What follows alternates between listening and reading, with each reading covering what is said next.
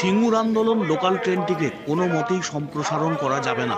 এই দাবিকে সামনে রেখে সম্প্রসারণ হওয়া হাওড়া তারকেশ্বর লোকাল ট্রেনটিকে তারকেশ্বর অভিমুখে যেতে বাধা।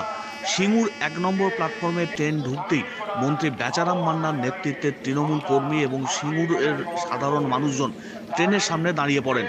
চলছে বিক্ষোভ কর্মসূচি। ঘটনাস্থলে রেল পুলিশ এবং হুগলি জেলা গ্রামীণ পুলিশের আধিকারিকরা পৌঁছেছেন। ঘটনাকে কেন্দ্র করে উত্তেজনা। বছরের প্রথম দিনেই এই আন্দোলনকে ঘিরে তুমুল আলোড়ন। সিঙ্গুর আন্দোলন লোকাল ট্রেনটিকে কোনো মতেই সম্প্রসারণ করা যাবে না বলে দাবি তৃণমূল কংগ্রেসের। মন্ত্রী বেচারাম মান্নার নেতৃত্বে তৃণমূল কর্মী সহ সিঙ্গুর এলাকার বাসিন্দারা তারা আন্দোলন শুরু করেছেন।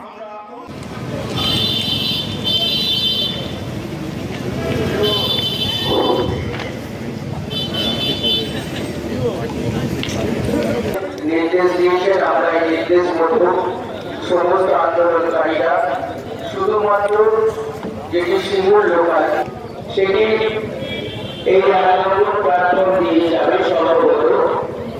আমরা সম্মান জানান, এটাই শুধু হচ্ছে আমাদের দাবি। আপনারা সমাবেত হন। আজকে আমরা সিঙ্গুর আন্দোলন লোকালের পুনর্বহালের দাবিতে আন্দোলন চলছে, দাবিতে আন্দোলন চলছে। সিঙ্গুর লোকাল বাতিল করা যাবে না, সিঙ্গুর লোকাল বাতিল করা যাবে না, সিঙ্গুরের আন্দোলন লোকাল বাতিল করা যাবে না। রেলকে পুনর্বিবেচনা করতে হবে, অবিলম্বে রেলের এই সিদ্ধান্তকে বাতিল করতে হবে। আজকের এই আন্দোলনের সমস্ত মানুষ এখন আন্দোলন চলছে।